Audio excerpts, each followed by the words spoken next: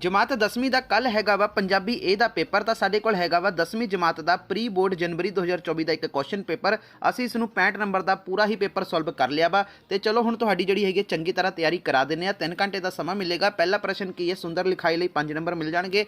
दूसरा प्रश्न वस्तुनिष्ठ प्रश्न ने। तो पहला प्रश्न इहदे विच है, गुरु अंगद देव जी किस काव्य तारा नाल संबंधित हैं? तो इसका उत्तर आ जाएगा, जिवें कि तुसीं आप देख सकते हो, इहदा आ जाएगा गुरमत काव्य तारा नाल जिहड़े हैगे संबंधित ने गुरु अंगद देव जी।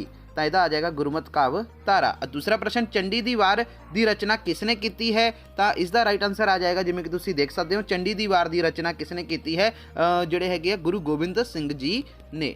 तीसरा प्रश्न, की घर जिहड़ा हैगा वा इट्टां जां फिर बट्टियां दे बने कोठे नूं कहंदे हन?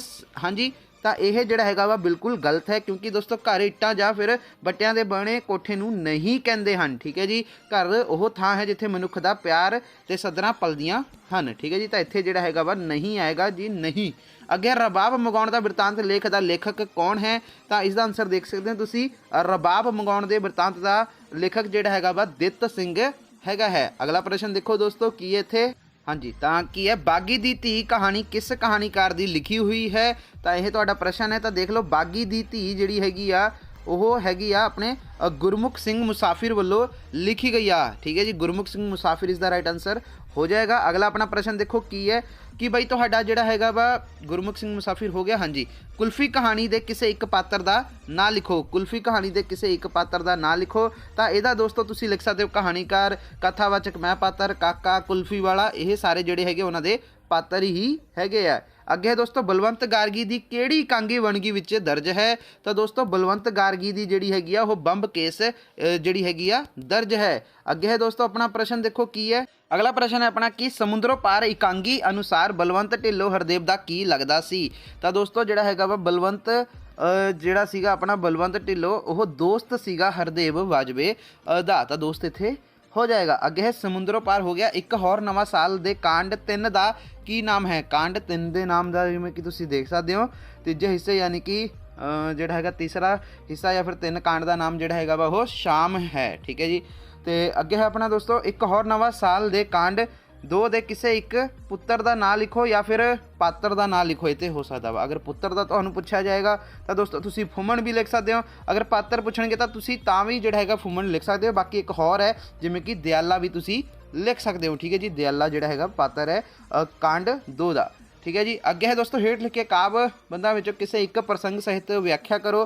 ठीक है जी, आह जिहड़ा तुहाडा दिता होया वा भागू होया गुरु संत मिलाया। ठीक है जी, आह वाला असीं जिहड़ा हैगा वा तुहाडा लभ लिया वा, आही है ना दोस्तों, भागू होआ गुरु संत मिलाया। तो देखो इसका प्रसंग की है। सब तो पहला यह काव्य टोटा ਸਾਹਿਤ माला पुस्तक विच दर्ज गुरु अर्जन देव जी की बाणी मेरा मन लोचे गुरदर्शन ताए विचों लिया गया है। यह बाणी इस बाणी के पहले 3 बंदा विच जिहड़ा हैगा वा गुरु साहब ने अपने गुरु पिता के विछोड़े ते चौथे बंद विच मिलाप की अवस्था नूं बयान किया है। चौथे बंद की इन्हां सतरां विच गुरु जी ने भागां नाल प्राप्त होए गुरु पिता के मिलाप, उसकी किरपा नाल होई प्रभु की प्राप्ति ते उस तो मिली खुशी नूं बयान किया है। व्याख्या देखो की है, गुरु पिता का मिलाप प्राप्त हो जाण ते गुरु जी फरमाउंदे हन कि यह बड़े ही भागां दी गल है कि प्रभु ने गुरु संतां नाल मिला दिता है। उन्हां दी जिहड़ा हैगा सिੱਖਿਆ नाल मैं भी अविनाशी प्रभु नूं अपने हिरदे विच पा लिया है। मैं हुण हर समय गुरु जी की सेवा ही करांगा ते एक पल ਜਾਂ फिर दोस्तों चसा भी उन्हां पासों दूर नहीं होवांगा। हे गुरु जी, मैं आप दा दास हाँ, मैं आप तो जिहड़ा हैगा कुर्बान जांदा हाँ जिन्हां ने मैनू प्रभु नाल मिलाया है। ठीक है, तो यह तुहाडा जिहड़ा हैगा राइट आंसर हो गया। तो उस तो बाद दोस्तों एक होर है साई जिनादड़े वल। ठीक है जी, आह जिहड़ी सिर्फ उपरली लाइन तुहानूं मैं पढ़ के दस दी है। तो देखो आही है तुहाडा साई जिंदड़ने वल। ठीक है जी, तो आही तुहाडा सेम आ, मिला लो चाहे तुसीं। तो इसदा देखो प्रसंग की है, यह काव्य टोटा शाह हुसैन की लिखी हुई है जो कि ਸਾਹਿਤਮਾਲਾ पुस्तक विच साई जिन्हां दे सिरलेख हेठ दर्ज है। तुसीं इन्ना ही लिखना वा दोस्तों, प्रसंग ज़्यादा नहीं लिखना वा। सिर्फ हुण तुसीं इस तो बाद व्याख्या शुरू कर दिओ। शाह हुसैन इस्त्री रूप विच कहंदा है कि जिन्हां वल रब आप हुंदा है, अर्थात जिन्हां उत्ते रब की मेहर हुंदी है, उन्हां नूं किसे दा गम डर जां फिकर नहीं हुंदा है। ਉਹ जीव रूप इस्त्रियां चंगियां हुंदियां हन जिन्हां दे दिल विच रब इश्क दी जिहड़ा हैगा वा रबी इश्क दी पुरानी लगन होण करके ਉਹ रबी प्रेम ते पासे वल लगदियां हन। मैं अपने सिर उपर रबी इश्क दी टोकरी चुक के दर दर ਤੇ ਜਿਹੜਾ ਹੈਗਾ ਹੁੱਕਾ ਦਿੰਦੀ ਹੋਈ ਰਬੀ ਇਸ਼ਕ ਦਾ ਵਣਜਣ ਜਿਹੜਾ ਹੈਗਾ ਵਣਜ ਕਰ ਰਹੀ ਹਾਂ। ਸਾਈ ਦੇ ਪ੍ਰੇਮ ਵਿੱਚ ਰੰਗਿਆ ਫਕੀਰ ਸ਼ਾਹ ਹੁਸੈਨ ਕਹਿੰਦਾ ਹੈ ਕਿ ਮੈਂ ਇਸ਼ਕ ਦੇ ਜਿਹੜਾ ਹੈਗਾ ਵਾ ਝਰੋਖੇ ਨੂੰ ਲੱਭ ਲਿਆ ਹੈ ਜਿੱਥੇ ਮੈਂ ਆਪਣੇ ਪਿਆਰੇ ਪ੍ਰਭੂ ਦੇ ਦਰਸ਼ਨ ਕਰ ਸਕਦੀ ਹਾਂ। ਠੀਕ ਹੈ ਜੀ। ਅਗਲਾ ਦੇਖੋ ਦੋਸਤੋ ਹੁਣ ਕੀ ਆਪਣਾ ਕਿ ਕੁਝ ਜਿਹੜਾ ਹੈਗਾ ਵਾ ਕੁਝ ਡਿੱਗਦੀ ਕੁਝ ਢਹਿੰਦੀ ਉੱਠਦੀ ਬਹਿੰਦੀ ਤੇ ਦਮ ਲੈਂਦੀ।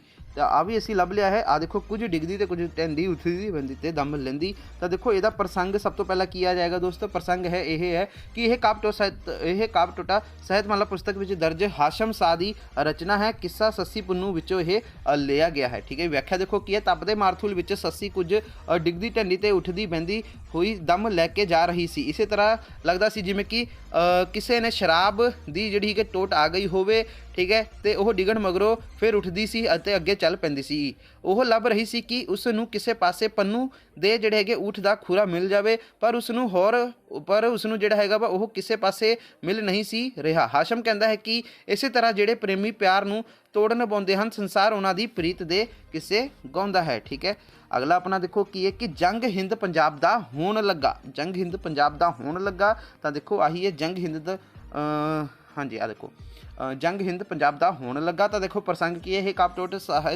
ਇਹ ਕਾਵਿ ਟੋਟਾ ਸ਼ਾਹ ਮੁਹੰਮਦ ਦੀ ਰਚਨਾ ਜੰਗਨਾਮਾ ਸਿੰਘ ਤੇ ਫਿਰੰਗੀਆਂ ਵਿੱਚੋਂ ਲਿਆ ਗਿਆ ਹੈ, ਜੋ ਕਿ ਸਾਹਿਤਮਾਲਾ ਪੁਸਤਕ ਵਿੱਚ ਜੰਗ ਦਾ ਹਾਲ ਸਿਰਲੇਖ ਹੇਠ ਦਰਜ ਹੈ। ਵਿਆਖਿਆ ਦੇਖੋ ਕੀ ਹੈ। ਸ਼ਾਹ ਮੁਹੰਮਦ ਸਿੰਘਾਂ ਤੇ ਅੰਗਰੇਜ਼ਾਂ ਦੀਆਂ ਲੜਾਈਆਂ ਸੰਬੰਧੀ ਆਪਣਾ ਫੈਸਲਾ ਦਿੰਦਾ ਹੋਇਆ ਕਹਿੰਦਾ ਹੈ ਕਿ ਹਿੰਦ ਪੰਜਾਬ ਦਾ ਜੰਗ ਸੀ। ਅੰਗਰੇਜ਼ੀ ਰਾਜ ਤੇ ਸਿੱਖ ਰਾਜ ਦੋਹਾਂ ਬਾਦਸ਼ਾਹਾਂ ਦੀਆਂ ਫੌਜਾਂ ਬਹੁਤ ਹੀ ਭਾਰੀਆਂ ਸਨ। ਖਾਲਸਾ ਫੌਜ ਇੰਨੀ ਬਹਾਦਰੀ ਨਾਲ ਲੜੀ ਕਿ ਜੇਕਰ ਮਹਾਰਾਜਾ ਰਣਜੀਤ ਸਿੰਘ ਜਿਉਂਦਾ ਹੁੰਦਾ ਤਾਂ ਉਹ ਖੁਸ਼ ਹੋ ਕੇ ਸਿੰਘਾਂ ਨੂੰ ਭਾਰੀ ਇਨਾਮ ਦੇ ਕੇ ਉਹਨਾਂ ਦੀ ਬਹਾਦਰੀ ਦਾ ਮੁੱਲ ਪਾਉਂਦਾ। ਜੰਗ ਇੰਨੀ ਭਿਆਨਕ ਸੀ ਕਿ ਆਦਮੀ ਗੋਲੀਆਂ ਨਾਲ ਹੀ ਉੱਡਦੇ ਜਾ ਰਹੇ ਸਨ। ਹਾਥੀ ਆਪਣੇ ਜਿਹੜੇ ਹੈਗੇ ਹੁੰਦਿਆਂ ਸਮੇਤ ਹੀ ਢਹਿ ਰਹੇ ਸਨ। ਕਵੀ ਆਖਦਾ ਹੈ ਕਿ ਖਾਲਸਾ ਫੌਜਾਂ ਤਾਂ ਜਿੱਤੀਆਂ ਪਈਆਂ ਸਨ, ਪਰ ਉਹਨਾਂ ਦੀ ਹਾਰ ਕੇਵਲ ਇਸ ਕਾਰਨ ਹੋਈ ਕਿਉਂਕਿ ਉਹਨਾਂ ਦੀ ਅਗਵਾਈ ਮਹਾਰਾਜਾ ਰਣਜੀਤ ਸਿੰਘ ਵਰਗੇ ਬਹਾਦਰ ਤੇ ਕਦਰਦਾਨ ਵਿਅਕਤੀ ਦੇ ਹੱਥ ਵਿੱਚ ਨਹੀਂ ਸੀ। ਠੀਕ ਹੈ ਜੀ। ਤਾਂ ਇਹ ਹੋ ਗਿਆ। ਉਸ ਤੋਂ ਬਾਅਦ ਦੋਸਤੋ ਤੁਹਾਡਾ ਪ੍ਰਸ਼ਨ ਹੈਗਾ ਵਾ ਚੌਥਾ, ਜੋ ਕਿ 4 ਮਾਰਕਸ ਦੀ ਹੈਗੀ ਆ। ਕਵਿਤਾ ਵਿੱਚੋਂ ਕਿਸੇ ਇੱਕ ਦਾ ਕੇਂਦਰੀ ਭਾਵ ਲਿਖਣ ਨੂੰ ਕਿਹਾ ਵਾ। ਸਭ ਤੋਂ ਪਹਿਲਾਂ ਹੈਗਾ ਸਤਿਗੁਰੂ ਨਾਨਕ ਪ੍ਰਗਟਿਆ, ਭਾਈ ਗੁਰਦਾਸ ਜੀ ਦੀ ਰਚਨਾ ਵੇ। ਤਾਂ ਦੋਸਤੋ ਚਲੋ ਦੇਖਦੇ ਹਾਂ ਸਤਿਗੁਰੂ ਨਾਨਕ ਪ੍ਰਗਟਿਆ। ਤਾਂ ਦੇਖੋ ਸ਼੍ਰੀ ਗੁਰੂ ਨਾਨਕ ਦੇਵ ਜੀ ਦੇ ਜਨਮ ਨਾਲ ਸੰਸਾਰ ਵਿੱਚ ਪਸਰੇ ਅਗਿਆਨਤਾ ਦੇ ਹਨੇਰੇ ਤੇ ਪਾਪਾਂ ਦਾ ਨਾਸ਼ ਹੋ ਗਿਆ। ਗੁਰੂ ਜੀ ਦੇ ਥਾਂ ਜਿਹੜੇ ਹੈਗੇ ਸੱਚ ਤੇ ਧਰਮ ਦਾ ਪ੍ਰਚਾਰ ਕੀਤਾ। ਇਸ ਪ੍ਰਕਾਰ ਜਿਹੜੇ ਹੈਗੇ ਆ 4 ਦਿਸ਼ਾਵਾਂ ਤੇ 9 ਖੰਡ ਪ੍ਰਿਥਵੀ ਨੂੰ ਤਾਰ ਦਿੱਤਾ। ਤਾਂ ਇਹ ਤੁਹਾਡਾ ਹੋ ਗਿਆ। ਅੱਗੇ ਹੈ ਇਸ਼ਕ ਦੀ ਨਵੀਂ ਬਹਾਰ, ਬੁੱਲੇ ਸ਼ਾਹ ਦੀ ਰਚਨਾ ਵਾ ਇਹ।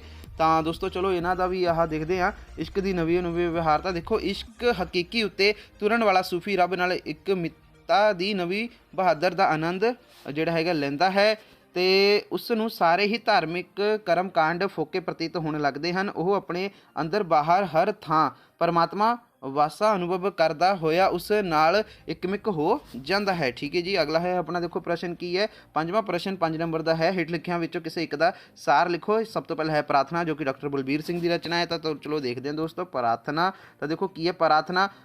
ਅਰਦਾਸ ਮਨੁੱਖ ਜੀਵਨ ਲਈ ਇੱਕ ਜ਼ਰੂਰੀ ਵਸਤੂ ਹੈ। ਵੱਡੇ ਜਿਹੜੇ ਹੈਗੇ ਰਾਠਾਂ ਅਤੇ ਜਿਹੜਾ ਹੈਗਾ ਵਾ ਸਿਆਣਿਆਂ ਨੂੰ ਵੀ ਇਸ ਦੀ ਜ਼ਰੂਰਤ ਪੈਂਦੀ ਹੈ। ਸਿੱਖ ਧਰਮ ਵਿੱਚ ਇਸ ਦੀ ਖਾਸ ਮਹਾਨਤਾ ਹੈ। ਸਾਰੇ ਹੀ ਰਸਮਾਂ ਰੀਤਾਂ ਤੇ ਜਿਹੜੇ ਹੈਗੇ ਪਰਮਾਰਥਕ ਸਾਧਨਾ ਦੀ ਥਾਂ ਸਿੱਖ ਦੀ ਇੱਕ ਅਰਦਾਸ ਹੀ ਕਾਫੀ ਹੈ। ਅਰਦਾਸ ਇੱਕ ਫਰਜ਼ ਹੈ, ਇਸ ਦੇ ਉੱਤਰ ਦੀ ਜ਼ਰੂਰਤ ਨਹੀਂ ਹੁੰਦੀ ਹੈ। ਸਿੱਖ ਅਰਦਾਸ ਲਈ ਨਿਰਾਲੀ ਹੈ। ਇਸ ਨਾਲ ਉਹ ਨਿੱਜ ਤੋਂ ਉੱਪਰ ਉੱਠ ਕੇ ਸਰਬੱਤ ਦੇ ਭਲੇ ਵਿੱਚ ਜਿਹੜਾ ਹੈਗਾ ਲੀਨ ਹੁੰਦਾ ਹੈ। ਇਹ ਉਸ ਦੀ ਚੜ੍ਹਦੀ ਕਲਾ ਦਾ ਸਾਧਨ ਹੈ। ਇਹ ਛੋਟੇ ਤੋਂ ਵੱਡੇ ਹੋਣ ਦੀ ਸਹਿਜ ਸੁਭਾਅ ਯਤਨ ਹੈ। ਅਰਦਾਸ ਮਹਾਰਾਜਾ ਰਣਜੀਤ ਸਿੰਘ ਦੇ ਰੋਹਤਾਸ ਦੇ ਕਿਲੇ ਵਿੱਚ ਕੈਦ ਪਏ ਇੱਕ ਧਾੜਵੀ ਕੈਦੀ ਵਾਂਗ ਵਿਅਕਤੀ ਦੇ ਜੀਵਨ ਦੇ ਚਰਿੱਤਰ ਨੂੰ ਬਦਲ ਕੇ ਰੱਖ ਦਿੰਦੀ ਹੈ। ਅਰਦਾਸ ਮਨੁੱਖ ਨੂੰ ਅਥਾਹ ਆਨੰਦ ਤੇ ਸ਼ਾਂਤੀ ਦਿੰਦੀ ਹੈ। ਉਸ ਨੂੰ ਦੁੱਖ ਸੰਕਟ ਤੇ ਕਸ਼ਟ ਦੁਖਦਾਈ ਪ੍ਰਤੀਤ ਨਹੀਂ ਹੁੰਦੇ ਹਨ। ਇਸ ਕਰਕੇ ਸਾਨੂੰ ਕਦੇ ਕਿਸੇ ਮਨਮਤੀਏ ਦੀ ਇਹ ਗੱਲ ਨਹੀਂ ਮੰਨਣੀ ਚਾਹੀਦੀ ਹੈ ਕਿ ਅਰਦਾਸ ਕਰਨੀ ਵਿਅਰਥ ਹੈ। ਸਾਨੂੰ ਕਦੇ ਵੀ ਕਿਸੇ ਦਿਆਲੂ ਪ੍ਰਭੂ ਨੂੰ ਭੁੱਲਣਾ ਨਹੀਂ ਚਾਹੀਦਾ ਹੈ। ਅੰਤ ਸਭ ਨੇ ਜਿਹੜਾ ਹੈਗਾ ਪਰਮਾਤਮਾ ਦੇ ਦਰਗਾਹੇ ਚਲੇ ਜਾਣਾ ਹੈ, ਜਿੱਥੇ ਜਿਹੜਾ ਹੈਗਾ ਵਾ ਭਲੇ ਬੁਰੇ ਕੰਮਾਂ ਦਾ ਜਿਹੜਾ ਹੈਗਾ ਨਿਸਤਾਰਾ ਹੋਣਾ ਹੈ। ਇਸ ਲਈ ਭਲਾਈ ਇਸ ਗੱਲ ਵਿੱਚ ਹੀ ਹੈ ਕਿ ਅਸੀਂ ਪ੍ਰਾਰਥਨਾ ਦੁਆਰਾ ਜਿਹੜਾ ਹੈਗਾ ਵਾ ਜਗਤ ਪਿਤਾ ਤੋਂ ਆਪਣੇ ਆਪ ਨੂੰ ਬਖਸ਼ੀਏ। ਸਾਨੂੰ ਜਗਤ ਦਾ ਜਿਹੜਾ ਹੈਗਾ ਵਿਹਾਰ ਸ਼ੁੱਧ ਰੱਖਣਾ ਚਾਹੀਦਾ ਹੈ ਅਤੇ ਮਨ ਕਰਤਾਰ ਵੱਲ ਲਾ ਕੇ ਸਦਾ ਪ੍ਰਾਰਥਨਾ ਕਰਨੀ ਚਾਹੀਦੀ ਹੈ। ਦੂਸਰਾ ਹੈਗਾ ਦੋਸਤੋ ਮਹਾਕਵੀ ਕਾਲੀਦਾਸ, ਜਿਹੜਾ ਹੈਗਾ ਪ੍ਰੋਫੈਸਰ ਪਿਆਰਾ ਸਿੰਘ ਪਦਮ ਦੀ ਇਹ ਰਚਨਾ ਹੈ। ਤਾਂ ਦੇਖੋ ਦੋਸਤੋ ਮਹਾਕਵੀ ਕਾਲੀਦਾਸ, ਤਾਂ ਦੇਖੋ ਕਿਸੇ ਹਿੰਦੁਸਤਾਨੀ ਕਲਾਕਾਰ ਅਨੁਸਾਰ ਕਵਿਤਾ ਮਹਾਕਵੀ ਕਾਲੀਦਾਸ ਦੀ ਪ੍ਰਤਿਮਾ ਸੀ ਤੇ ਦੋਹਾਂ ਦੀ ਅਜਿਹੀ ਪ੍ਰੇਮ ਜੋੜੀ ਬਣੀ ਕਿ ਦੋਵੇਂ ਅਮਰ ਹੋ ਗਏ। ਕਾਲੀਦਾਸ ਦੇ ਮਾਤਾ ਪਿਤਾ, ਥਾਂ ਟਿਕਾਣੇ ਤੇ ਧਰਮ ਜਾਤੀ ਬਾਰੇ ਸਾਨੂੰ ਕੁਝ ਪਤਾ ਨਹੀਂ ਹੈ। ਖੋਜਾਂ ਅਨੁਸਾਰ ਉਹ ਈਸਾ ਤੋਂ ਜਿਹੜਾ ਹੈਗਾ ਵਾ 56 ਵਰੇ ਪਹਿਲਾਂ ਹੋਏ ਬਾਦਸ਼ਾਹ ਬਿਕਰਮਜੀਤ ਪਹਿਲੇ ਦੇ 9 ਦਰਬਾਰੀ ਰਤਨਾਂ ਵਿੱਚੋਂ ਇੱਕ ਸਨ। ਉਸਨੇ ਲਿਖੇ 4 ਕਾਵਿ ਰਘੁਵੰਸ਼, ਕੁਮਾਰ ਸੰਭਵ, ਰਿਤੂ ਸੰਹਾਰ ਅਤੇ ਮੇਘਦੂਤ ਅਤੇ 3 ਨਾਟਕ ਅਭਿਆਨ, ਸ਼ਕੁੰਤਲਾ, ਵਿਕਰਮੋਰਵਸ਼ੀ, ਠੀਕ ਹੈ ਜੀ। ਤੇ ਅੱਗੇ ਹੈ ਦੋਸਤੋ ਆਪਣਾ ਮਾਲ ਵਿਕਾਗ ਨਿਮ੍ਰਿਤ ਪ੍ਰਸਿੱਧ ਹਨ। ਉਂਝ ਉਸਨੇ ਦੋਸਤੋ ਉਸਦੇ ਨਾਮ ਨਾਲ ਜਿਹੜੇ ਹੈਗੇ 10-15 ਪੁਸਤਕਾਂ ਹੋਰ ਵੀ ਜੁੜੀਆਂ ਜਾਂਦੀਆਂ ਹਨ ਜੋ ਪ੍ਰਮਾਣਿਤ ਨਹੀਂ ਹੈ। ਉਸਦੇ ਨਾਟਕ ਭਾਰਤੀ ਨਾਟ ਪਰੰਪਰਾ ਅਨੁਸਾਰ ਦੋਸਤੋ ਸੁਖਾਂਤ ਹੈ। ਉਸਦੀ ਕਵਿਤਾ ਕੱਚਾ ਦੁੱਧ ਜੋ ਚਮਤਕਾਰਾਂ ਜਿਹੜਾ ਹੈਗਾ ਵਾ ਦੋਸਤੋ ਉਪਮਾਵਾਂ, ਕਠਾਕਸ਼, ਸੁੰਦਰ ਸ਼ਬਦਾਵਲੀ ਤੇ ਸੰਕੇਤਕ ਬਿਆਨ ਨਾਲ ਭਰਪੂਰ ਹੈ। ਪੂਰੀ ਲੋਕ ਉਸ ਦਾ ਨਾਂ ਕਵਿਤਾ ਦਾ ਸਭ ਤੋਂ ਉੱਚਾ ਮਿਆਰ ਦੱਸਣ ਲਈ ਵਰਤਦੇ ਹਨ ਤੇ ਪੱਛਮੀ ਲੋਕ ਉਸ ਨੂੰ ਹਿੰਦੁਸਤਾਨ ਦਾ ਸ਼ੇਕਸਪੀਅਰ ਵੀ ਕਹਿੰਦੇ ਹਨ। ਸਮੁੱਚੇ ਤੌਰ ਤੇ ਉਸ ਦੀ ਕਵਿਤਾ ਅਮਰ ਹੈ। ਠੀਕ ਹੈ, ਤੇ ਹੁਣ ਦੋਸਤੋ ਆਪਣਾ ਅਗਲਾ ਕੀ ਹੈ 6ਵਾਂ ਪ੍ਰਸ਼ਨ। ਤਾਂ ਦੇਖੋ ਕੀ ਹੈ, ਇਹ 2-2 ਨੰਬਰ ਦੇ ਪ੍ਰਸ਼ਨ ਨੇ। ਤਾਂ ਸਭ ਤੋਂ ਪਹਿਲਾਂ ਕੀ ਹੈ, ਘਰ ਮਨੁੱਖ ਦੇ ਨਿੱਜੀ ਬਲਬਲਿਆਂ ਦੇ ਸ਼ਖਸੀ ਰਹਿਣੀ ਦਾ ਕੇਂਦਰ ਕਿਵੇਂ ਹੁੰਦਾ ਹੈ। ਕਿਸੇ 2 ਦੇ ਉੱਤਰ ਦੇਣੇ ਆ ਤੁਸੀਂ, ਆਪਾਂ ਸਾਰੇ ਹੀ ਕਰਾਂਗੇ। ਤਾਂ ਚਲੋ ਦੇਖੋ ਪਹਿਲੇ ਦਾ ਆਨਸਰ ਜਿਹੜਾ ਹੈਗਾ ਕੀ ਹੈ। ਤਾਂ ਦੇਖੋ ਦੋਸਤੋ ਘਰ, ਇਹ ਕਥਨ ਬਿਲਕੁਲ ਠੀਕ ਹੈ। ਘਰ ਮਨੁੱਖ ਦੇ ਨਿੱਜੀ ਬਲਬਲਿਆਂ ਤੇ ਸ਼ਖਸੀ ਰਹਿਣੀ ਦਾ ਕੇਂਦਰ ਹੁੰਦਾ ਹੈ, ਜਿੱਥੇ ਉਸਦੇ ਆਚਰਣ ਨੂੰ ਬਣਾਉਣ ਵਿੱਚ ਸਮਾਜਿਕ ਅਤੇ ਮੁਲਕੀ ਆਲੇ ਦੁਆਲੇ ਦਾ ਪ੍ਰਭਾਵ ਕੰਮ ਕਰਦਾ ਹੈ। ਉੱਥੇ ਹੀ ਘਰ ਦੀ 4 ਦੀਵਾਰੀ ਅਤੇ ਇਸ ਦੇ ਅੰਦਰ ਦੇ ਹਾਲਾਤ ਵੀ ਘੱਟ ਕੰਮ ਨਹੀਂ ਕਰਦੇ। ਉਸ ਦੀਆਂ ਰੁਚੀਆਂ ਤੇ ਸੁਭਾਅ ਇਸੇ ਸਾਂਚੇ ਵਿੱਚ ਹੀ ਢਲਦੇ ਹਨ। ਘਰ ਦੇ ਪਿਆਰ ਤੇ ਜਿਹੜਾ ਹੈਗਾ ਵਾ ਘਰ ਦੇ ਪਿਆਰ ਤੋਂ ਸਖਣੇ ਮਨੁੱਖ ਕੋਝੇ, ਸੜੀਅਲ ਅਤੇ ਖਿਜੂ ਹੁੰਦੇ ਹਨ, ਜਦ ਕਿ ਘਰ ਵਿਚਲਾ ਸੰਬੰਧੀਆਂ ਦਾ ਪਿਆਰ ਮਨੁੱਖ ਵਿੱਚ ਜਿਹੜਾ ਹੈਗਾ ਵਾ ਪਿਆਰ, ਹਮਦਰਦੀ, ਨਿਮਰਤਾ, ਕੁਰਬਾਨੀ ਤੇ ਸੇਵਾ ਦੇ ਗੁਣ ਪੈਦਾ ਕਰਦਾ ਹੈ। ਅਗਲਾ ਪ੍ਰਸ਼ਨ ਕੀ ਹੈ ਕਿ ਤੁਹਾਡਾ ਅਰਦਾਸ ਕਦੋਂ ਅਤੇ ਕਿਉਂ ਕੀਤੀ ਜਾਂਦੀ ਹੈ। ਅਰਦਾਸ ਕਦੋਂ ਅਤੇ ਕਿਉਂ ਕੀਤੀ ਜਾਂਦੀ ਹੈ। ਤਾਂ ਦੇਖੋ ਬੰਦੇ ਲਈ ਅਰਦਾਸ ਇੱਕ ਜ਼ਰੂਰੀ ਵਸਤੂ ਹੈ। ਜ਼ਿੰਦਗੀ ਵਿੱਚ ਕਈ ਅਜਿਹੇ ਮੌਕੇ ਆਉਂਦੇ ਹਨ ਜਦੋਂ ਵੱਡੇ ਤੋਂ ਵੱਡੇ ਰਾਠ ਆਦਮੀ ਲਈ ਵੀ ਅਰਦਾਸ ਤੋਂ ਬਿਨਾਂ ਰਾਹ ਨਹੀਂ ਰਹਿ ਜਾਂਦਾ। ਅਰਦਾਸ ਜ਼ਿੰਦਗੀ ਵਿੱਚ ਹਰ ਸੰਸਾਰਿਕ ਮੌਕੇ ਉੱਪਰ, ਜਨਮ ਵੇਲੇ, ਮਰਨ ਵੇਲੇ, ਵਿਆਹ ਵੇਲੇ, ਰੋਗ ਵੇਲੇ, ਜੰਗ ਵੇਲੇ, ਮੁਸ਼ਕਿਲ ਸਮੇਂ ਕਾਰਜ ਦੀ ਸਿੱਧੀ ਲਈ ਜਿਹੜਾ ਹੈਗਾ ਕੀਤੀ ਜਾਂਦੀ ਹੈ। ਇਸ ਨਾਲ ਮਨੁੱਖ ਚੜ੍ਹਦੀ ਕਲਾ ਵਿੱਚ ਰਹਿੰਦਾ ਹੈ। ਅਗਲਾ ਆਪਣਾ ਦੇਖੋ ਪ੍ਰਸ਼ਨ ਕੀ ਹੈ, ਬਚਪਨ 'ਚ ਬੋਲੀ ਦਾ ਖਜ਼ਾਨਾ ਸਾਨੂੰ ਕਿਵੇਂ ਅਮੀਰ ਬਣਾ ਦਿੰਦਾ ਹੈ। ਠੀਕ ਹੈ ਜੀ, ਤਾਂ ਦੇਖੋ ਆਨਸਰ ਇਹਦਾ ਕੀ ਹੈ, ਬੋਲੀ ਦਾ ਜਿਹੜਾ ਹੈਗਾ ਖਜ਼ਾਨਾ ਬਚਪਨ ਦੇ ਜਿਹੜਾ ਹੈਗਾ ਵਾ ਚੌਗਿਰਦੇ ਤੋਂ ਹੀ ਜੁੜਨਾ ਸ਼ੁਰੂ ਹੋ ਜਾਂਦਾ ਹੈ। ਬਚਪਨ ਵਿੱਚ ਮਨ ਉੱਤੇ ਜਿਹੜੇ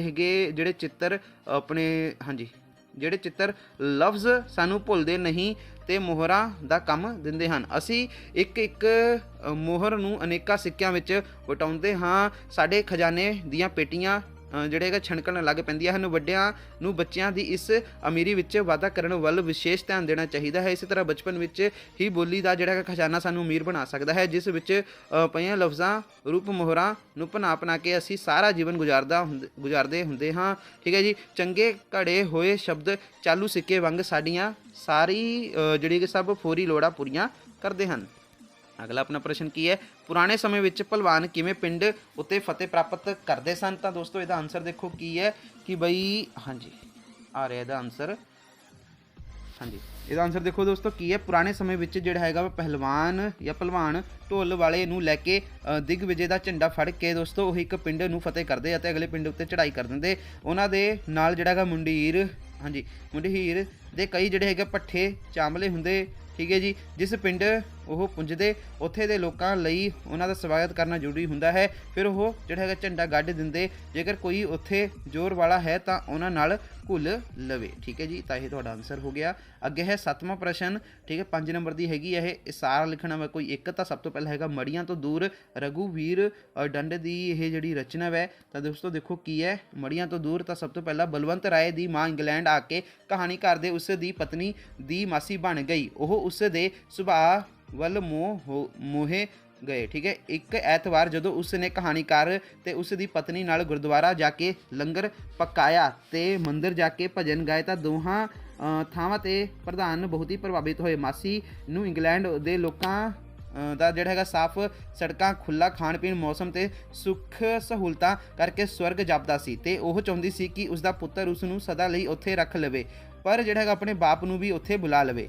ਇਸ ਤੋਂ ਕੁਝ ਸਮੇਂ ਮਗਰੋਂ ਕਹਾਣੀਕਾਰ ਨੂੰ ਮਾਸੀ ਦੇ ਟੈਲੀਫੋਨ ਤੇ ਬੁਲਾ ਕੇ ਕਿਹਾ ਕਿ ਉਹ ਬਲਵੰਤ ਨੂੰ ਆਖ ਕੇ ਉਸ ਨੂੰ ਛੇਤੀ ਤੋਂ ਛੇਤੀ ਜਿਹੜਾ ਹੈਗਾ ਵਾ ਇੰਡੀਆ ਭਿਜਵਾ ਦੇਣ, ਕਿਉਂਕਿ ਇਹ ਪੁੱਤਰ ਨੂੰ ਤੇ ਪੋਤਿਆਂ ਦੇ ਜਿਹੜਾ ਹੈਗਾ ਵਾ ਆਪਣਤ ਮੋਹ ਤੇ ਗੱਲਬਾਤ ਦੀ ਸਾਂਝ ਤੇ ਜਿਹੜਾ ਹੈਗਾ ਵਾ ਤੋਂ ਸਖਣੇ ਜੀਵਨ ਤੋਂ ਬੁਰੀ ਤਰ੍ਹਾਂ ਨਿਰਾਸ਼ ਹੋ ਚੁੱਕੀ ਹੈ। ਉਹ ਮੜੀਆਂ ਤੋਂ ਵੀ ਜਿਹੜੀ ਹੈਗੀ ਬਦਤਰ ਇਸ ਜੀਵਨ ਵਿੱਚੋਂ ਜਲਦੀ ਤੋਂ ਜਲਦੀ ਬਾਹਰ ਨਿਕਲਣਾ ਚਾਹੁੰਦੀ ਹੈ। ਠੀਕ ਹੈ ਜੀ, ਤਾਂ ਇਹ ਤੁਹਾਡਾ ਇਹ ਹੋ ਗਿਆ।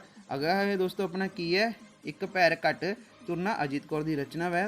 ਤਾਂ ਦੋਸਤੋ ਚਲੋ ਦੇਖੋ ਕੀ ਹੈ ਇੱਕ ਪੈਰ ਘੱਟ ਤੁਰਨਾ। ਤਾਂ ਦਿੱਲੀ ਦੇ ਇੱਕ ਦਫ਼ਤਰ ਵਿੱਚ ਕੰਮ ਕਰਦੇ ਰਸੀਦ ਨੂੰ ਜਦੋਂ ਡਾਕਟਰ ਨੇ ਦੱਸਿਆ ਕਿ ਉਸਦੇ ਮਿਹਦੇ ਵਿੱਚ ਕੈਂਸਰ ਹੈ ਤਾਂ ਉਹ ਇਲਾਜ ਲਈ ਸਹਿਮਤ ਨਾ ਹੁੰਦਾ ਹੋਇਆ ਨੌਕਰੀ ਤੋਂ ਅਸਤੀਫਾ ਦੇ ਕੇ ਘਰ ਲੋੜੀਂਦੇ ਸਮਾਨ ਤੋਂ ਬਿਨਾਂ ਹੀ ਸਭ ਕੁਝ ਵੇਚ ਕੇ ਆਪਣਾ ਪਿੰਡ ਆ ਗਿਆ। ਉਸਦੀ ਪਤਨੀ ਫਰੀਦਾ ਜੋ ਮਰ ਚੁੱਕੀ ਸੀ, ਉਸਨੇ ਅਮਰੀਕਾ ਵਿੱਚ ਡਾਕਟਰ ਬਣ ਕੇ ਨੌਕਰੀ ਕਰ ਰਹੇ ਸਨ।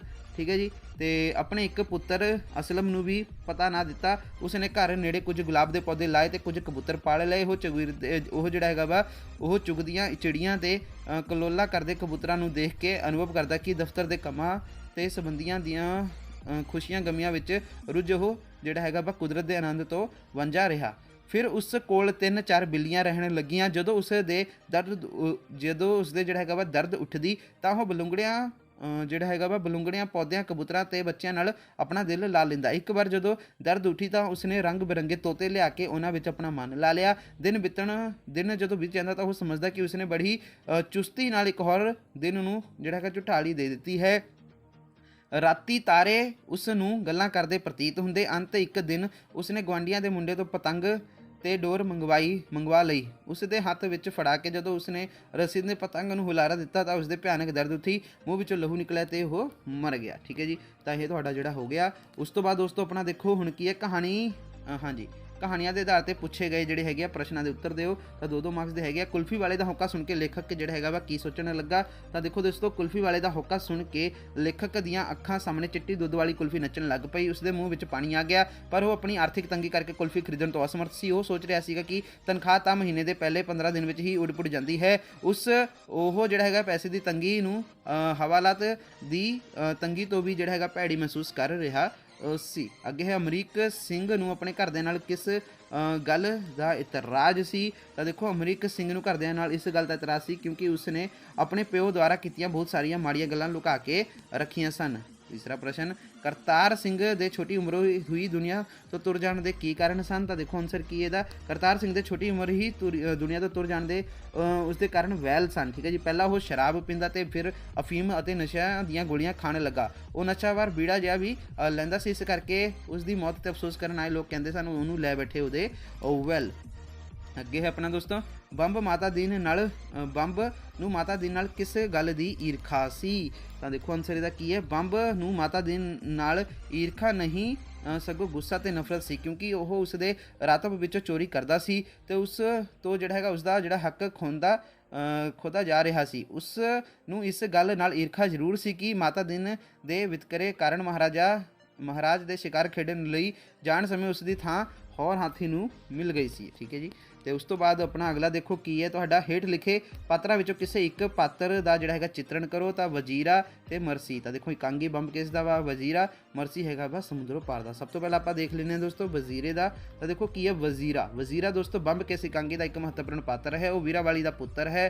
ਠੀਕ ਹੈ ਜੀ, ਉਹ ਜਿਹੜਾ ਹੈਗਾ ਵਾ ਸ਼ਰਨਾਰਥੀ ਹੈ। ਪਾਕਿਸਤਾਨ ਤੋਂ ਆ ਕੇ ਉਸ ਨੇ ਘਰ ਦਾ ਗੁਜ਼ਾਰਾ ਤੋਰਨ ਲਈ ਕਈ ਪਾਪੜ ਵੇਲੇ ਹੁਣ ਉਹ ਟਾਂਗਿਆਂ ਤੇ ਬੰਬ ਬਣਾ ਕੇ ਗੁਜ਼ਾਰਾ ਕਰਨ ਲੱਗਾ ਹੈ, ਪਰ ਇਲਾਕੇ ਦੇ ਥਾਣੇਦਾਰ ਬਿਨਾਂ ਕੁਝ ਸੋਚੇ ਸਮਝੇ ਉਸ ਨੂੰ ਬੰਬ ਬਣਾਉਣ ਦੇ ਦੋਸ਼ ਵਿੱਚ ਗ੍ਰਿਫਤਾਰ ਕਰ ਲੈਂਦੇ ਹਨ। ਉਸ ਦੇ ਚਰਿੱਤਰ ਦੇ ਮੁੱਖ ਗੁਣ ਇਸ ਤਰ੍ਹਾਂ ਹਨ, ਮਿਹਨਤ ਮਜ਼ਦੂਰੀ ਕਰਨ ਵਾਲਾ, ਉਹ ਇੱਕ ਕਿਰਤੀ ਆਦਮੀ ਹੈ। ਪਾਕਿਸਤਾਨ ਤੋਂ ਉਜੜ ਰਣ ਮਗੜੋ ਉਹ ਜਿਹੜਾ ਹੈਗਾ ਵਾ ਉਸ ਨੇ ਘਰ ਦਾ ਗੁਜ਼ਾਰਾ ਤੋਰਨ ਲਈ ਕਈ ਪਾਪੜ ਵੇਲੇ ਅੰਤ ਉਹ ਜਿਹੜਾ ਹੈਗਾ ਟਾਂਗਿਆਂ ਦੇ ਬੰਬ ਬਣਾਉਣ ਦਾ ਕੰਮ ਕਰਨ ਲੱਗ ਪਿਆ। ਉਹ ਜਿਹੜਾ ਹੈਗਾ ਵਾ ਤੇਸਾ ਆਰੀ ਚੁੱਕ ਕੇ ਲੋਕਾਂ ਦੇ ਘਰ ਲੱਕੜੀ ਦਾ ਕੰਮ ਕਰਨ ਵੀ ਜਾਂਦਾ ਹੈ। ਅੱਗੇ ਸਰਕਾਰੀ ਅਫਸਰਾਂ ਤੋਂ ਡਰਨ ਵਾਲਾ, ਉਹ ਥਾਣੇਦਾਰ ਤੋਂ ਡਰਦਾ ਹੈ ਤੇ ਉਹ ਨਾਲ ਬੜੀ ਹੀ ਅਧੀਨਗੀ ਨਾਲ ਗੱਲ ਕਰਦਾ ਹੈ। ਉਹ ਉਸ ਨੂੰ ਕਹਿੰਦਾ ਹੈ ਕਿ ਜੇਕਰ ਉਸ ਦੇ ਟਾਂਗੇ ਦੇ ਬੰਬ ਟੁੱਟੇ ਹੋਏ ਹਨ ਤਾਂ ਉਹ ਉਸ ਨੂੰ ਛੇਤੀ ਹੀ ਬਣਵਾ ਦੇਵੇਗਾ। ਆਪਣੇ ਭਰਾਵਾਂ ਨਾਲ ਲੜਦਾ ਰਹਿਣ ਵਾਲਾ, ਪੀਰਾਂ ਵਾਲੀ ਅਨੁਸਾਰ ਵਜ਼ੀਰਾ ਜਿਹੜਾ ਹੈਗਾ ਵਾ ਉਸ ਦੇ 3 ਪੁੱਤਰ ਆਪਸ ਵਿੱਚ ਲੜਦੇ ਰਹਿੰਦੇ ਹਨ, ਉਸ ਨੂੰ ਪਿਆਰ ਨਹੀਂ ਕਰਦੇ। ਠੀਕ ਹੈ ਜੀ, ਹੱਸ ਰਸ ਜਿਹੜਾ ਹੈਗਾ ਵਾ ਉਪਜਾਉਣ ਵਾਲਾ, ਇਕਾਂਗੀ ਦੀ ਉਸ ਦੇ ਥਾਣੇਦਾਰ ਨਾਲ ਗੱਲਬਾਤ ਤੇ ਉਸ ਦੇ ਤਰਲੇ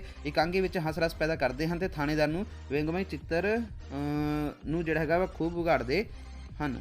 ਤੇ ਅੱਗੇ ਹੈ ਦੋਸਤੋ ਆਪਣਾ ਮਰਸੀ। ਤਾਂ ਦੋਸਤੋ ਮਰਸੀ ਦਾ ਸਾਨੂੰ ਪਾਤਰ ਚਿੱਤਰਨ ਲੱਭ ਨਹੀਂ ਪਾਇਆ, ਉਹਦੇ ਬਾਰੇ ਥੋੜੀ ਜਿਹੀ ਗੱਲਾਂ ਸਾਨੂੰ ਲੱਭੀਆਂ ਨੇ, ਦਿਖਾ ਦਿੰਦੇ ਆ ਤੁਹਾਨੂੰ। ਤਾਂ ਦੇਖੋ ਦੋਸਤੋ ਮਰਸੀ ਬਾਰੇ ਨਾ ਥੋੜਾ ਜਿਹਾ ਹੀ ਸਾਨੂੰ ਪਤਾ ਲੱਗਿਆ, ਪ੍ਰੋਪਰ ਉਹਦਾ ਪਾਤਰ ਚਿੱਤਰਨ नहीं मिला। आप लोग सब जानते हो कि जिमें कि मर्सी है, देखो आप लोग सब जानते हो, सब धोखेबाज हो, तुम लोगों का साथ करने वाला इडियट है, तुम लोग खोल हाँ जी खेल तमाशा समझते हो।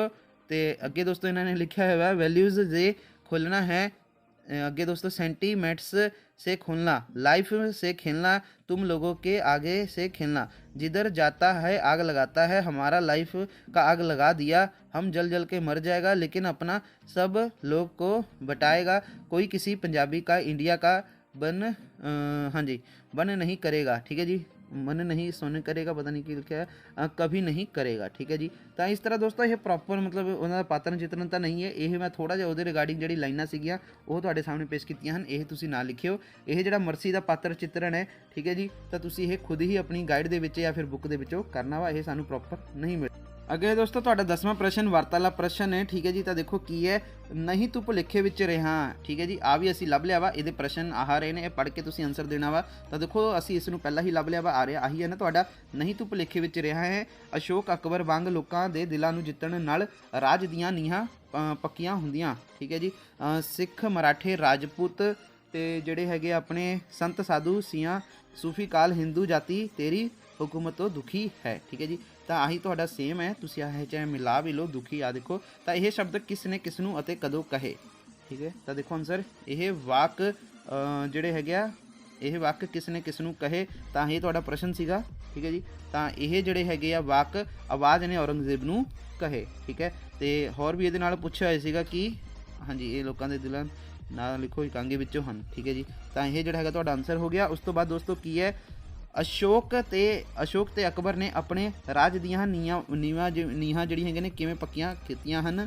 ਠੀਕ ਹੈ। ਤਾਂ ਦੇਖੋ ਇਹਦੇ ਵਿੱਚ ਇਹ ਪ੍ਰਸ਼ਨ ਹੈਗਾ ਕਿ ਨਹੀਂ, ਹਾਂਜੀ ਇਹਦੇ ਵਿੱਚ ਆ ਪ੍ਰਸ਼ਨ ਤਾਂ ਹੈ ਨਹੀਂ, ਬਟ ਤਾਂ ਦੋਸਤੋ ਦੇਖੋ ਇਹਨਾਂ ਦੇ ਜਿਹੜੇ ਪ੍ਰਸ਼ਨ ਦੇ ਆਨਸਰ ਨੇ ਦੋਨੋਂ ਦੇ, ਇਹਨਾਂ ਦੇ ਇਹਦੇ ਵਿੱਚ ਆਨਸਰ ਤਾਂ ਦਿੱਤੇ ਨਹੀਂ ਹੋਏ, ਬਟ ਦੋਸਤੋ ਚਲੋ ਆਪਾਂ ਇਸ ਦੀ ਲੱਭਣ ਦੀ ਕੋਸ਼ਿਸ਼ ਕਰਦੇ ਹਾਂ। ਤਾਂ ਦੇਖੋ ਇਹਦੇ ਵਿੱਚ ਲਿਖਿਆ ਹੈ ਅਸ਼ੋਕ ਤੇ ਅਕਬਰ ਨੇ ਆਪਣੇ ਰਾਜ ਦੀ ਨੀਹਾਂ ਜਿਹੜੀਆਂ ਹੈਗੀਆਂ ਨੇ ਕਿਵੇਂ ਪੱਕੀਆਂ ਕੀਤੀਆਂ ਸਨ। ਤਾਂ ਇਹਦਾ ਆਨਸਰ ਇਹ ਲਿਖ ਸਕਦੇ ਹਾਂ ਕਿ ਲੋਕਾਂ ਦੇ ਦਿਲ ਜਿੱਤ ਕੇ। ਠੀਕ ਹੈ ਜੀ। ਤੇ ਅੱਗੇ ਹੈ ਆਪਣਾ ਔਰੰਗਜ਼ੇਬ ਦੀ ਜਿਹੜਾ ਹੈਗਾ ਵਾ ਹਕੂਮਤ, ਜਿਵੇਂ ਕਿ ਆ ਦੇਖ ਲਓ ਇਹਨਾਂ ਨੇ ਵੀ ਇੱਥੇ ਲਿਖਿਆ ਹੋਇਆ ਨਾ, ਦਿਲ ਜਿੱਤ ਕੇ।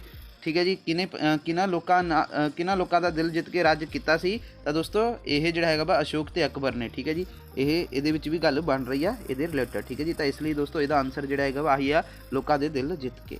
ਅੱਗੇ ਹੈ ਦੋਸਤੋ ਕਿ ਔਰੰਗਜ਼ੇਬ ਦੀ ਹਕੂਮਤ ਤੋਂ ਦੁਖੀ ਕਿਹੜੇ ਲੋਕਾਂ ਦਾ ਜ਼ਿਕਰ ਕੀਤਾ ਗਿਆ ਹੈ।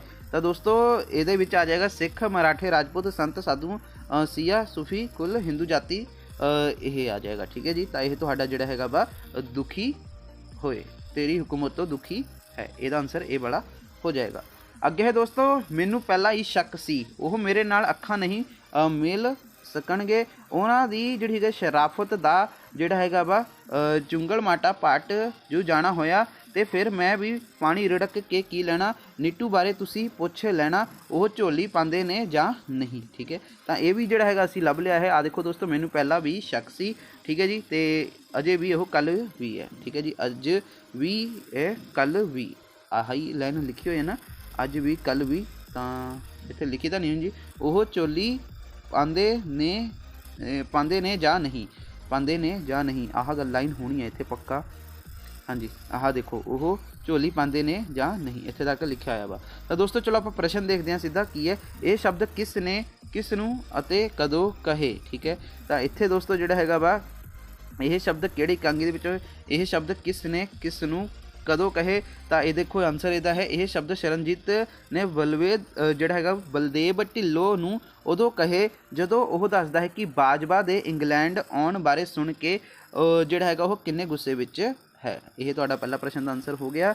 ਅੱਗੇ ਹੈ ਦੂਸਰਾ ਪ੍ਰਸ਼ਨ, ਸ਼ਰਨਜੀਤ ਨੂੰ ਬਾਜਵੇ ਤੇ ਕੀ ਸ਼ੱਕ ਸੀ। ਠੀਕ ਹੈ। ਤਾਂ ਸ਼ਰਨਜੀਤ ਨੂੰ ਜਿਹੜਾ ਹੈਗਾ ਵਾ ਬਾਜਵੇ ਤੇ ਕੀ ਸ਼ੱਕ ਸੀ। ਦੇਖੋ ਸ਼ਰਨਜੀਤ ਨੂੰ ਬਾਜਵੇ ਤੇ ਕੀ ਸ਼ੱਕ ਸੀ, 1V ਯਾਨੀ ਕਿ ਦੇਖੋ ਸ਼ਰਨਜੀਤ ਨੂੰ ਸ਼ੱਕ ਸੀ ਕਿ ਉਸ ਦਾ ਪਤੀ ਬਾਜਵਾ ਉਸ ਨੂੰ ਦੇਖ ਨਹੀਂ ਸਿਖਾਏਗਾ ਤੇ ਉਹ ਉਸ ਨੂੰ ਮਾਰਨ ਤੱਕ ਜਾ ਸਕਦਾ ਹੈ। ਇਹ ਤੁਹਾਡਾ ਆਨਸਰ ਹੋ ਗਿਆ। ਅੱਗੇ ਦੋਸਤੋ ਇਹ ਸ਼ਬਦ ਕਿਸ ਇਕਾਂਗੀ ਵਿੱਚੋਂ ਲਏ ਗਏ ਹਨ। ਤਾਂ ਇਹਦਾ ਆਨਸਰ ਦੇਖ ਲੈਂਦੇ ਹਾਂ, ਇਹ ਸ਼ਬਦ ਕਿਸ ਇਕਾਂਗੀ ਦੇ ਵਿੱਚੋਂ ਲਏ ਗਏ ਹਨ। ਆ ਦੇਖੋ ਇਕਾਂਗੀ ਦਾ ਨਾਂ ਜਾਂ ਫਿਰ ਇਹ ਸ਼ਬਦ ਕਿਹੜੇ ਇਕਾਂਗੀ ਵਿੱਚੋਂ ਹਨ। ਤਾਂ ਦੋਸਤੋ ਜਿਹੜਾ ਹੈਗਾ ਵਾ ਇਹ ਸਮੁੰਦਰੋਂ ਪਾਰ ਇਕਾਂਗੀ ਦੇ ਵਿੱਚੋਂ ਲਏ ਗਏ ਹਨ। ਠੀਕ ਹੈ ਜੀ, ਤਾਂ ਇਹ ਜਿਹੜਾ ਹੈਗਾ ਵਾ ਕਿਸ ਇਕਾਂਗੀ ਵਿੱਚੋਂ ਲਏ ਗਏ ਹਨ, ਸਮੁੰਦਰੋਂ ਪਾਰ ਇਕਾਂਗੀ ਦੇ ਵਿੱਚੋਂ ਲਏ ਗਏ ਹਨ। ਅੱਗੇ ਦੋਸਤੋ ਤੁਹਾਡਾ ਨਾਵਲ ਦੇ ਵਿੱਚੋਂ ਜਿਹੜਾ ਹੈਗਾ ਪਾਤਰ ਚਿੱਤਰਨ, ਠੀਕ ਹੈ, 150 ਸ਼ਬਦਾਂ ਦੇ ਵਿੱਚ ਕਰਨਾ ਵਾ, ਤਾਂ 5 ਨੰਬਰ ਦੀ ਇਹ ਤੁਹਾਨੂੰ ਆਉਣੀ ਆ। ਤਾਂ ਚਲੋ ਦੋਸਤੋ ਸਭ ਤੋਂ ਪਹਿਲਾਂ ਦੇਖੋ ਫੁੰਮਣ ਦਾ ਤੇ ਜਿਹੜਾ ਹੈਗਾ ਵਾ ਤਾਰੋ ਤੇ ਜਿਹੜਾ ਹੈਗਾ ਵਾ ਆਪਣਾ ਫੁੰਮਣ ਦਾ ਪਾਤਰ ਚਿੱਤਰਨ। ਦੇਖੋ ਤਾਰੋ ਇੱਕ ਹੋਰ ਨਵਾਂ ਸਾਲ ਨਾਵਲ ਦੇ ਮੁੱਖ ਪਾਤਰ ਬੰਤੇ ਦੀ ਪਤਨੀ ਹੈ। ਉਸਦੇ 3 ਬੱਚੇ ਹਨ। ਠੀਕ ਹੈ ਜੀ, ਮੁੰਡਾ ਫੁੰਮਣ ਹੈ ਤੇ 2 ਧੀਆਂ ਹਨ। ਠੀਕ ਹੈ, ਜੋ ਬੰਤੇ ਦੀ ਮਾਮੀ ਦੀ ਭਤੀਜੀ ਸੀ। ਜਦੋਂ ਉਹ ਵਿਆਹੀ ਆਈ ਸੀ ਤਾਂ ਉਦੋਂ ਉਹ ਬਹੁਤ ਹੀ ਸੋਹਣੀ ਸੀ। ਉਸ ਦਾ ਮੂੰਹ ਵੀ ਜਿਹੜਾ ਹੈਗਾ ਭੋਲਾ ਭਾਲਾ ਸੀ। ਸਹੁਰੇ ਘਰ ਵਿੱਚ ਉਸ ਦੀ ਜਿਹੜੀ ਹੈਗੀ ਆਪਣੀ ਸੱਸ ਨਾਲ ਨਹੀਂ ਸੀ ਬਣਦੀ, ਜਿਸ ਕਰਕੇ ਉਹ ਅਲੱਗ ਪਿੰਡ ਵਿੱਚ ਰਹਿੰਦੀ ਹੈ। ਫੁੰਮਣ ਨੂੰ ਜਨਮ ਦੇਣ ਮਗਰੋਂ ਉਸ ਦੀ ਜਿਹੜੀ ਹੈਗੀ ਸਿਹਤ ਖਰਾਬ ਰਹਿਣ ਲੱਗਦੀ ਸੀ, ਜਿਸ ਦਾ ਉਸ ਦੇ ਪਤੀ ਬੰਤੇ ਨੂੰ ਫਿਕਰ ਰਹਿੰਦਾ ਸੀ। ਅਸਲ ਵਿੱਚ ਉਹ ਸਹੁਰੇ ਘਰ ਆ ਕੇ ਉਸ ਨੂੰ ਇਸ ਗੱਲ ਦਾ ਸਦਮਾ ਲੱਗਾ ਸੀ ਕਿ ਉਸ ਦੀ ਸੱਸ ਨੇ ਉਸ ਦੇ ਦਾਜ ਵਾਲੇ ਟਰੰਕ ਵਿੱਚੋਂ ਕੱਪੜੇ ਕੱਢ ਕੇ ਆਪਣੀ ਧੀਆਂ ਨੂੰ ਦਿੱਤੇ ਸਨ।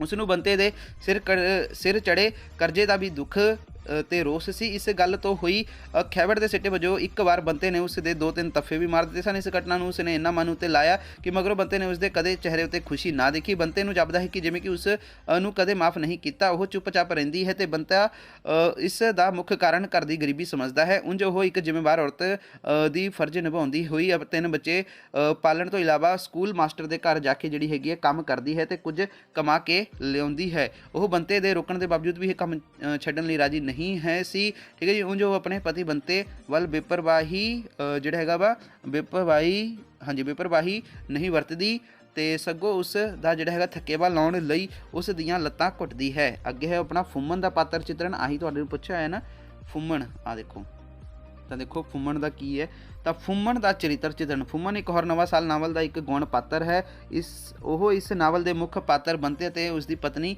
ਦਾ ਵੱਡਾ ਪੁੱਤਰ ਹੈ। ਉਸ ਦੀਆਂ 2 ਛੋਟਾ ਭੈਣਾਂ ਵੀ ਹਨ। ਉਹ ਜਿਹੜਾ 3ਜੀ ਜਮਾਤ ਵਿੱਚ ਪੜ੍ਹਦਾ ਹੈ। ਮਾਂ-ਬਾਪ ਦੀਆਂ ਆਸਾਂ ਦਾ ਕੇਂਦਰ। ਫੁੰਮਣ ਹੋਰਨਾਂ ਬੱਚਿਆਂ ਵਾਂਗ ਹੀ ਆਪਣੇ ਮਾਂ-ਬਾਪ ਦੀਆਂ ਆਸਾਂ ਦਾ ਕੇਂਦਰ ਹੈ। ਇਸ ਕਰਕੇ ਹੀ ਬੰਤਾ ਉਸ ਨੂੰ ਖੂਬ ਪੜ੍ਹਾਉਣਾ ਚਾਹੁੰਦਾ ਹੈ। ਉਹ ਨਹੀਂ ਚਾਹੁੰਦਾ ਕਿ ਉਸ ਵਾਂਗ ਅਨਪੜ੍ਹ ਰਹੇ ਅਤੇ ਰਿਕਸ਼ਾ ਚਲਾਵੇ। ਉਹ ਆਸ ਕਰਦਾ ਹੈ ਕਿ ਪੜ੍ਹ ਲਿਖ ਕੇ ਉਹ ਚੰਗਾ ਕੰਮ ਕਰੇ, ਜਿਸ ਨਾਲ ਉਸ ਦੀ ਗਰੀਬੀ ਕੱਟੀ ਜਾਵੇ। ਪੜ੍ਹਾਈ ਵਿੱਚ ਰੁਚੀ ਰੱਖਣ ਵਾਲਾ। ਫੁੰਮਣ ਜਿਹੜਾ ਹੈਗਾ ਪੜ੍ਹਨ ਲਿਖਣ ਵਿੱਚ ਰੁਚੀ ਲੈਣ ਵਾਲਾ ਜਾਪਦਾ ਹੈ। ਜਦੋਂ ਬੰਤਾ ਦੁਪਹਿਰੇ ਘਰ ਆਉਂਦਾ ਹੈ ਤਾਂ ਉਸ ਦੇ ਅੱਗੇ ਆਪਣੀ ਕਿਤਾਬ ਰੱਖ ਕੇ ਉਸ ਨੂੰ ਪੜ੍ਹਾਉਣ ਲਈ ਕਹਿੰਦਾ ਹੈ। ਠੀਕ ਹੈ, ਤੇ ਅੱਗੇ ਹੈ ਦੋਸਤੋ ਘੋਖੀ ਤੇ ਜਗਿਆਸੂ ਰੁਚੀ ਵਾਲਾ। ਫੁੰਮਣ ਦੀ ਪੜ੍ਹਨ ਵਿੱਚ ਰੁਚੀ ਹੀ ਨਹੀਂ ਸਗੋਂ ਨਵੀਆਂ ਗੱਲਾਂ ਨੂੰ ਸਮਝਣ ਦੀ ਜਗਿਆਸਾ ਵੀ ਹੈ। ਉਹ ਬੰਤੇ ਨੂੰ ਮਹਾਨ ਰਿਸ਼ੀ ਮੁਨੀ ਮਾਨ ਘੁਮੰਡ ਲੋਕ ਰਾਜ ਗਰੀਬੀ ਪਰਨ ਤੇ ਬਲ ਆਦਿ ਦਾ ਮਤਲਬ ਪੁੱਛਦਾ ਹੈ। ਇਸ ਦੇ ਜਗਿਆਸੀ ਰੁਚੀ ਕਾਰਨ ਹੀ ਬੰਤੇ ਤੋਂ ਬਾਤ ਸੁਣਨ ਲਈ ਦੇਰ ਰਾਤ ਤੱਕ ਜਗਦਾ ਰਹਿੰਦਾ ਹੈ ਤੇ ਫਿਰ ਬੰਤੇ ਨੂੰ ਪੁੱਛਦਾ ਹੈ ਕਿ ਨਵਾਂ ਸਾਲ ਕੀ ਹੁੰਦਾ ਹੈ। ਉਹ ਕਿਉਂ ਨਹੀਂ ਇਸ ਦਿਨ ਲੋਕਾਂ ਵਾਂਗ ਖੂਬ ਖਾਂਦੇ ਪੀਂਦੇ ਤੇ ਨੱਚਦੇ ਕੁੱਦਦੇ। ਹਾਜ਼ਰ ਜਵਾਬ। ਉਹ ਬੇਸ਼ੱਕ ਬੱਚਾ ਹੈ ਪਰ ਉਸ ਦੀ ਗੱਲ ਵਿੱਚ ਹਾਜ਼ਰ ਜਵਾਬੀ ਤੇ ਦਲੀਲੀ ਹੈ। ਜਦੋਂ ਬੰਤਾ ਬਾਤ ਸੁਣਨ ਤੋਂ ਬਚਣ ਲਈ ਕਹਿੰਦਾ ਹੈ ਕਿ ਅੱਜ ਕੱਲ੍ਹ ਰਾਜੇ ਦੇ ਬੇਟੇ ਨਹੀਂ ਹੁੰਦੇ ਤਾਂ ਉਹ ਇੱਕਦਮ ਕਹਿੰਦਾ ਹੈ ਹੁੰਦਾ ਹੈ, ਤੂੰ ਝੂਠ ਆਨੇ, ਬੀਬੀ ਮੈਨੂੰ ਕਹਿੰਦੀ ਹੈ ਰਾਜਾ ਬੇਟਾ। ਠੀਕ ਹੈ ਜੀ, ਕਹਿੰਦੀ ਹੁੰਦੀ ਹੈ ਰਾਜਾ ਬੇਟਾ। ਹਾਸ ਰਸ ਪੈਦਾ ਕਰਨ ਵਾਲਾ। ਉਸ ਦੀ ਕੋਖੀ ਰੁਚੀ ਤੇ ਹਾਜ਼ਰ ਜਵਾਬੀ ਨਾਲ ਜਿਹੜਾ ਹੈਗਾ ਨਾਵਲ ਵਿੱਚ ਹਾਸ ਰਸ ਪੈਦਾ ਕਰਦਾ ਹੈ। ਠੀਕ ਹੈ ਜੀ, ਤਾਂ ਇਹ ਤੁਹਾਡਾ ਜਿਹੜਾ ਹੈਗਾ ਪੂਰਾ ਦਾ ਪੂਰਾ ਪੇਪਰ ਕੰਪਲੀਟ ਕਰਤਾ। ਇਸ ਤੋਂ ਬਾਅਦ ਕੁਝ ਵੀ ਨਹੀਂ ਹੈਗਾ ਥੱਲੇ। ਸਾਰਾ ਦਾ ਸਾਰਾ ਪੇਪਰ ਅਸੀਂ ਤੁਹਾਡੇ ਸਾਹਮਣੇ ਜਿਹੜਾ ਹੈਗਾ ਸੋਲਵ ਕਰਕੇ ਪੇਸ਼ ਕਰ ਦਿੱਤਾ। ਠੀਕ ਹੈ ਜੀ, ਇਸ ਤੋਂ ਬਾਅਦ ਸਾਰਾ ਤੁਹਾਡਾ ਪੇਪਰ ਖਤਮ ਹੋ ਗਿਆ, ਜੋ ਕਿ ਕਲਾਸ 10ਵੀਂ ਦਾ ਪੰਜਾਬੀ ਏ ਦਾ ਇੱਕ ਇਹ ਪੇਪਰ ਸੀਗਾ ਪ੍ਰੀ ਬੋਰਡ ਦਾ। ਅਸੀਂ ਸੋਲਵ ਕਰਕੇ ਤੁਹਾਡੇ ਸਾਹਮਣੇ ਪੇਸ਼ ਕਰ ਦਿੱਤਾ ਹੈ, ਪੰਜਾਬੀ ਏ 10ਵੀਂ ਜਮਾਤ ਪ੍ਰੀ ਬੋਰਡ ਦਾ। ਓਕੇ ਦੋਸਤੋ, ਅਗਰ ਤੁਹਾਡੀ ਕੋਈ ਕੁਐਰੀ ਹੈ ਤੁਸੀਂ ਮੈਨੂੰ ਇੰਸਟਾਗ੍ਰਾਮ 'ਤੇ ਮੈਸੇਜ ਕਰ ਸਕਦੇ ਹੋ। ਇੰਸਟਾ ਆਈਡੀ ਦਾ ਲਿੰਕ ਡਿਸਕ੍ਰਿਪਸ਼ਨ ਬਾਕਸ ਦੇ ਵਿੱਚ ਹੈ। ਆਲ ਦਾ ਬੈਸਟ ਤੁਹਾਡੇ ਐਗਜ਼ਾਮ ਦੇ ਲਈ।